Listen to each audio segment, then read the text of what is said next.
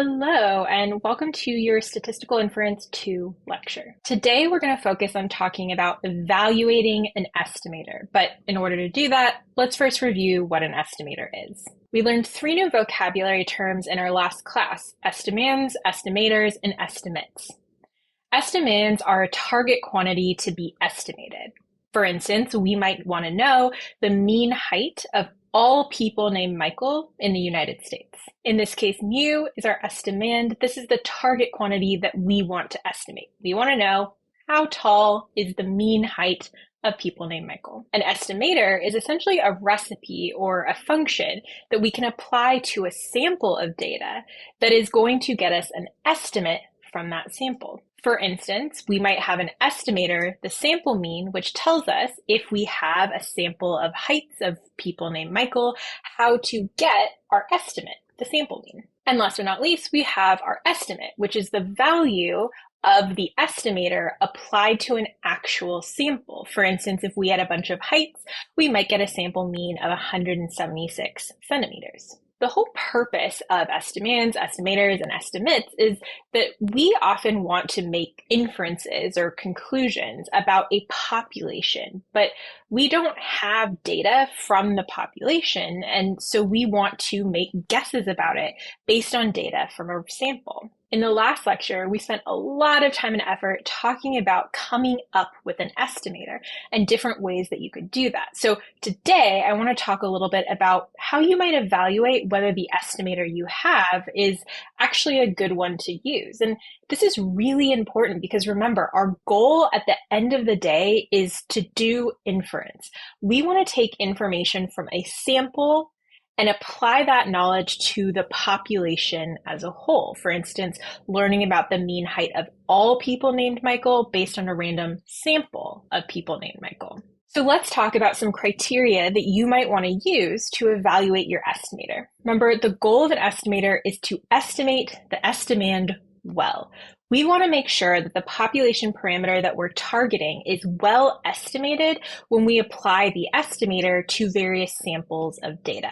This is important because if it behaves well, then we're going to be able to make good inferences about the population based on only a sample. This is the core of all statistical inference, so it's really important that we think about these criteria. Good estimators will be 3 things: unbiased, consistent, and efficient.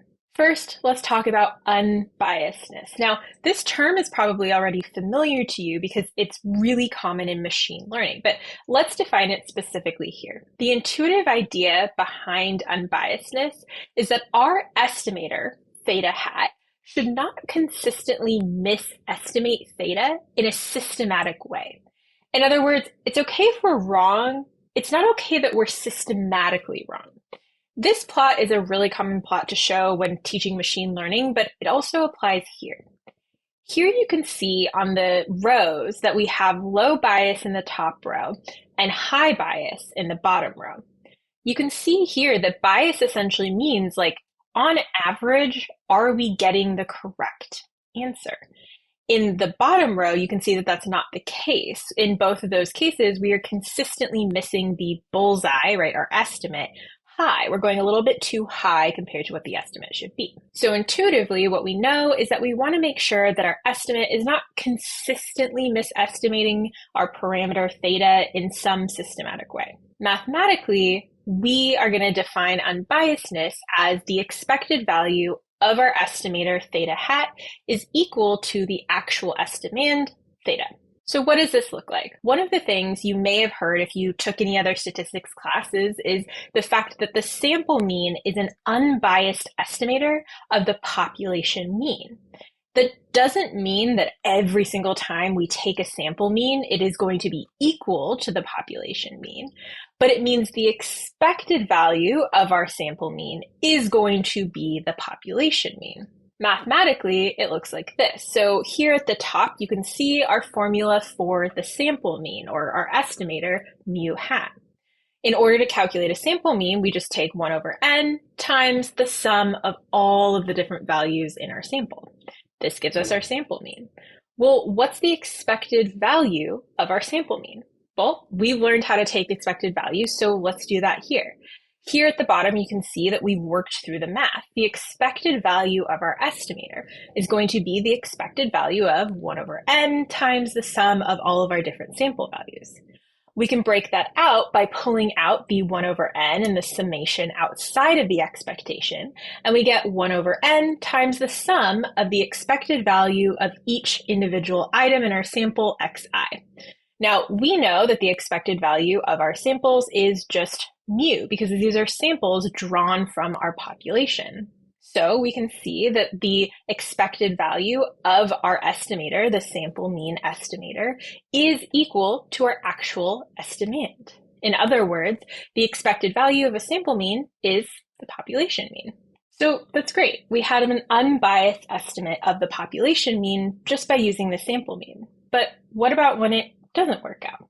Well, this is a really interesting example that you may have seen before without actually realizing that you saw before. And this is the sample variance. If we calculated variance of a sample the same exact way that we would calculate variance in a population, it turns out that we get a biased estimate of the variance. What do I mean? Let's say that our estimator, the sample variance, is defined by this. It's 1 over n of the sum of each x minus the mean squared. Now, we probably don't know what the actual mean is of the population, so we're going to throw our sample mean, mu hat, into the formula instead. Then let's calculate the expected value. I'm not going to make you walk through all of the math this time. It's a little longer and more complicated than in the mean case, but here we find that the expected value of our sample variance is actually n minus 1 over n times sigma squared. If this were an unbiased estimator, we would expect that the expected value of our estimator, sigma hat squared, would be equal to the actual population parameter, sigma squared. And we can see from this math that that is not the case. It's equal to n minus 1 over n times sigma squared. So this is a biased estimator. The expected value of the estimator, the sample variance, is not equal to our estimand, meaning that the sample variance is a biased estimator of the population variance. Now, this isn't a big deal. You can see that we're only differing by this constant that basically just depends on the number of data points. So this is why, if you've ever seen the actual sample variance formula, you might notice that we divide by 1 over n minus 1. This is to correct for this bias. So if we divide our variance by n minus 1 instead of n, we actually do get an unbiased estimator of the population variance. So unbiasedness basically just means that the expected value of our estimator is equal to the actual value that we're trying to estimate. It's not systematically misestimating it in some way. Some estimators, like the sample mean, are just inherently unbiased in the way we're calculating them. We can use the same formula for the population and the sample, and we get an unbiased estimator. Others, like the sample variance, give us biased estimates, and we either have to use a completely different estimator or figure out a way to unbias our estimate, for instance, by dividing by 1 over n minus 1 instead of 1 over n in the sample variance. Unbiasedness is important because it means that on average, we expect that our estimator will spit out estimates that are accurate to what the population values are. And that is, of course, incredibly important if our goal is to take samples and use them to make inferences about the population. The next criteria that we want to look at that makes a good estimator is consistency. The intuitive idea behind consistency is that as we collect more data, so as we get more information, the estimator should approximate the estimand more closely. In other words, if we had infinite information, infinite samples of data, our estimator should spit out estimates that are equal to the estimand. So again, intuitively, consistency means as we collect more data, the estimator should approximate the estimand more and more closely. The math idea behind consistency is that in the limit as n approaches infinity, so the number of data points approaches infinity, our estimator, theta hat, should be equal to our estimand, theta. For example, for the sample mean, the law of large numbers guarantees that as n goes to infinity, the sample mean should perfectly approximate the population mean. Well, what do I mean by the law of large numbers? Let's talk about a specific form of the law of large numbers called the weak law of large numbers. The intuitive idea here is that as you get more and more independent random samples of a random variable x, the sample mean of x will get closer and closer and closer, and eventually will converge to the expected value of the random variable. In other words, its population mean. Mathematically, what this looks like is for all epsilon, so very tiny numbers that are greater than 0, as long as our random variable x has finite variance, then we expect in the limit as n goes to infinity that the probability that the difference between our sample estimate and our actual expected value mu is less than epsilon is going to be equal to 1. In other words, what we're saying is that the probability that the difference between the sample and the population estimates is very tiny is going to be 100%. It will be very, very small. All right, so how do we know that? Let's look at a proof of the weak law of large numbers.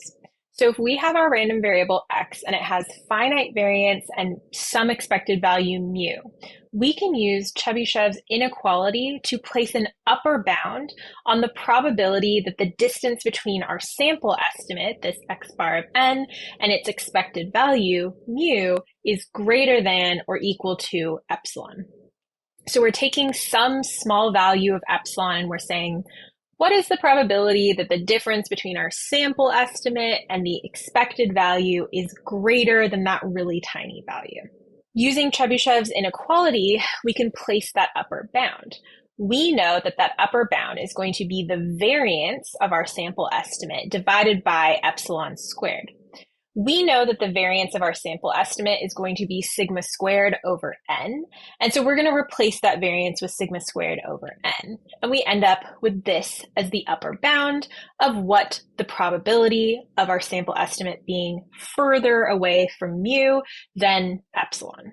This means at most, the probability of our sample estimate being at least epsilon away from the expected value is this number at the right here.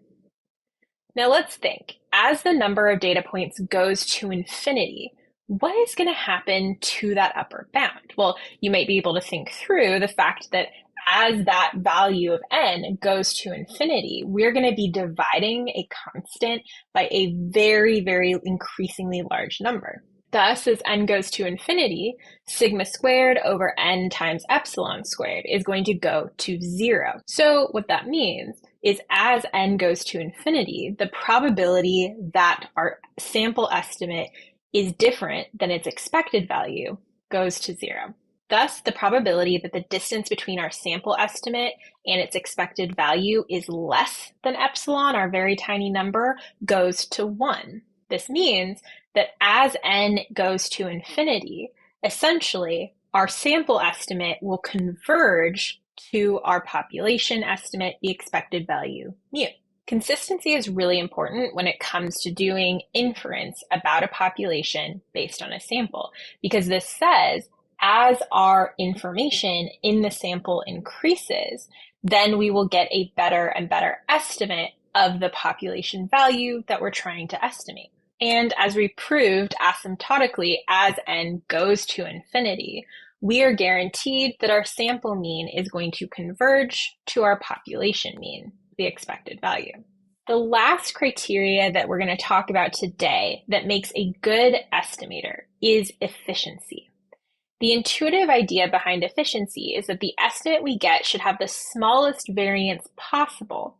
In other words, we want to be able to be confident about our estimate with as little data as possible. We want to get the best estimate we can with as little data as possible. For instance, we might have two estimators where they're both unbiased and they're both consistent. But if one can give us a much more precise estimate with less data, that's probably the estimate that we want to go with. The math idea behind efficiency has to do with something called Fisher information, which we're going to represent as this I function. The idea behind efficiency basically says that the variance of our estimator, theta hat, is either going to be greater than or equal to 1 over the Fisher information. This essentially places the lower bound on how efficient an estimator can be. And we want an estimator that's as efficient as possible. So we are basically able to calculate what is the best possible efficiency we could have and compare our estimator's efficiency to that. So you're probably wondering, what is Fisher information? Intuitively, Fisher information is the amount of information that a sample from a random variable x can give us about a parameter theta that describes that variable x. Let's do a little bit of a thought experiment. Imagine that I have 2 rooms and that in room A, every single person in the room has the exact same number of cats. We don't know what that number is, but we know that everyone in that room has exactly that many cats. In group B, we have a different group of people where their cat ownership is described by a Poisson distribution with a mean number of cats, mu b. Now, let's say that you can ask one person from each room how many cats they have. And your job is to reason about what the mean number of cats of the people in that room is. We have mu A for the mean number of cats for people in room A and mu B for the mean number of cats in room B. What I want you to actually pause and think about for a second is which room does asking a person, how many cats do you own, give you more information about mu either A or B? Put another way, you can only ask one person per room.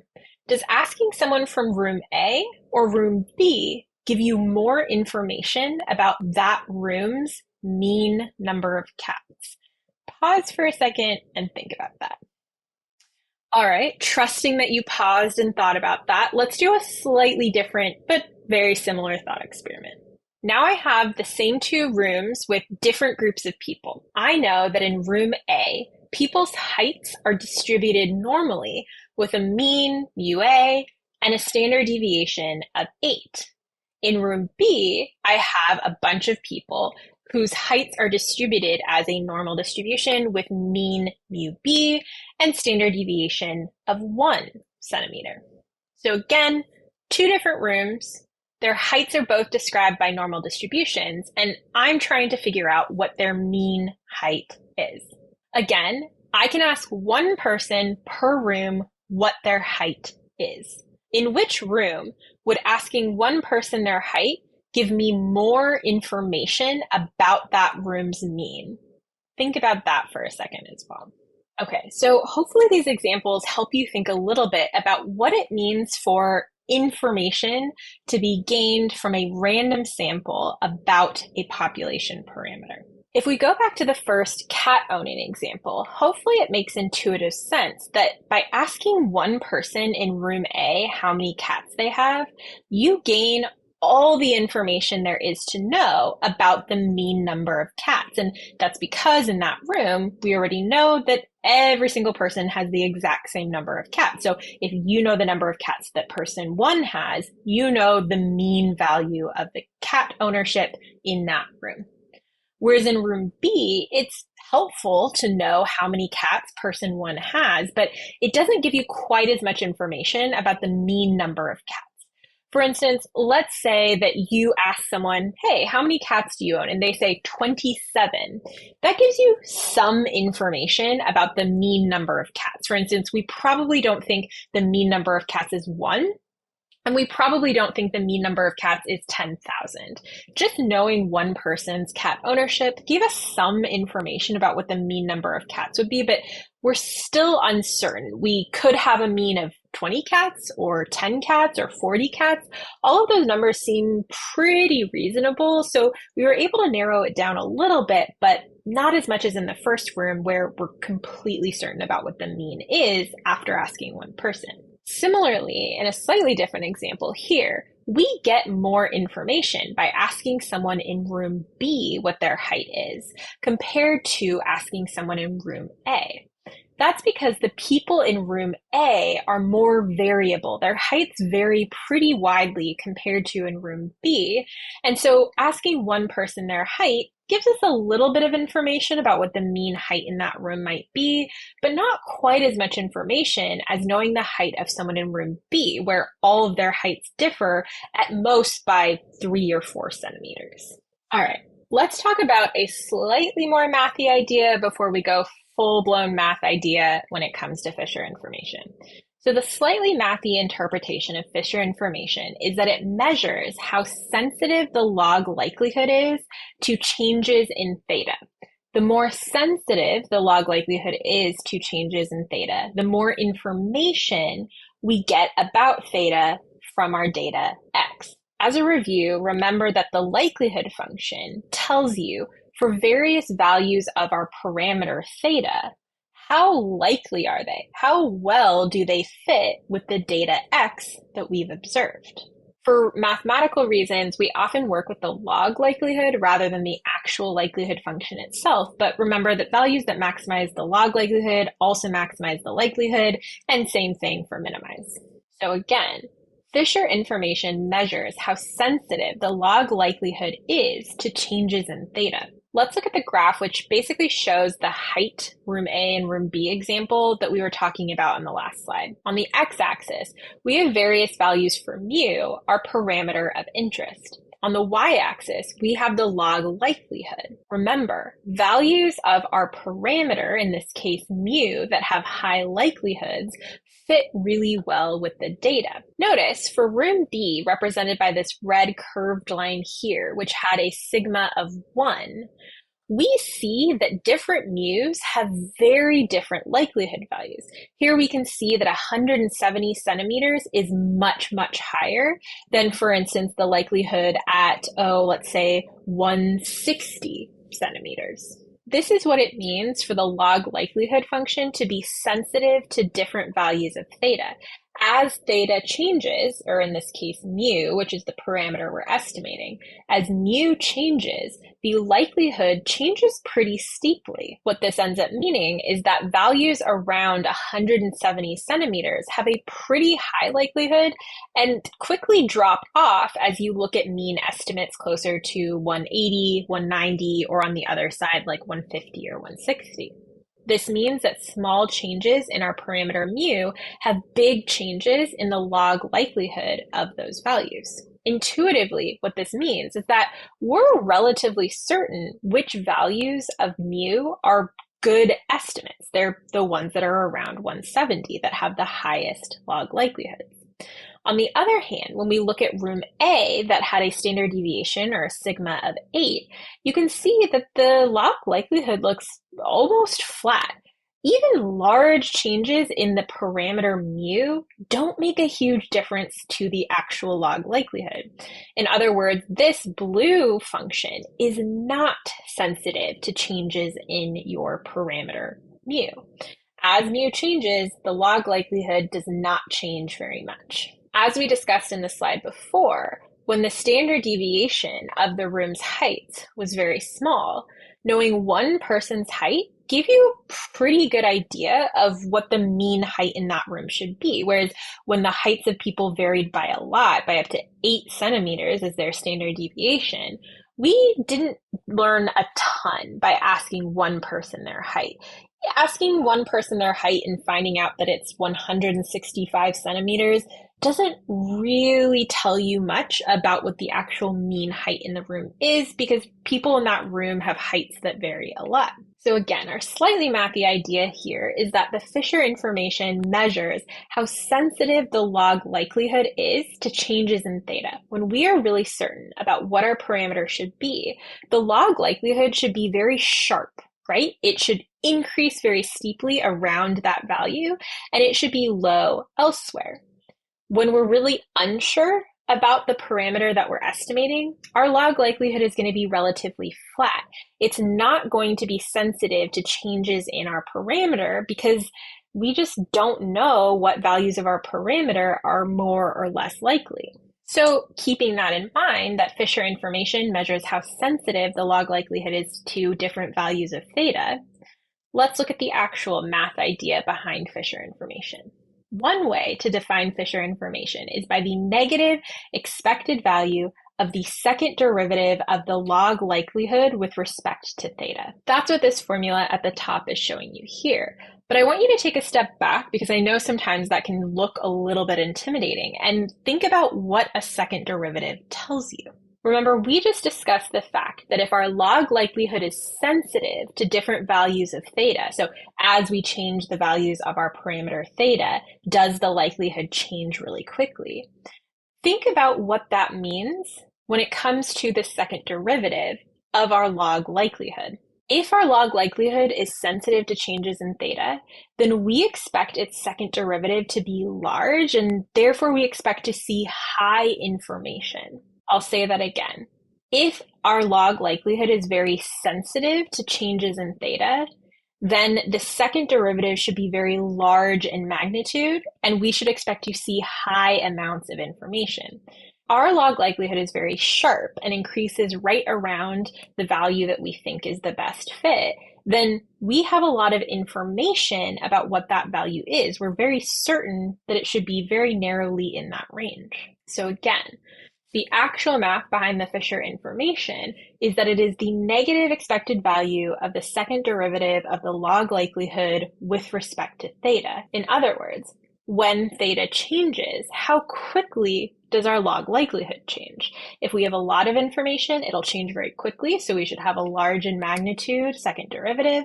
If we don't have a lot of information, then when theta changes, we don't expect our log likelihood to change very much, and therefore we should have a small in magnitude second derivative and low information. All right, that was a lot of math to go through, but remember, the whole point of this is trying to figure out a way that we can evaluate estimators to choose one that's good. And we came up with 3 criteria that measure how good an estimator is.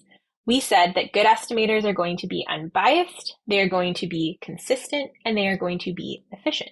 Remember, estimators take sample data and produce a sample estimate. They're essentially a recipe that allows us to calculate an estimate once we have a sample. Good estimators produce estimates that allow us to make confident inferences about population parameters.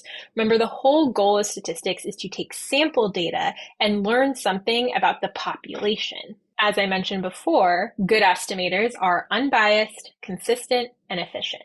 And just as a reminder, these estimates that we've been talking about so far are individual numbers that are basically best guesses for population parameters. All right, that's all I have for you. I will see you next time.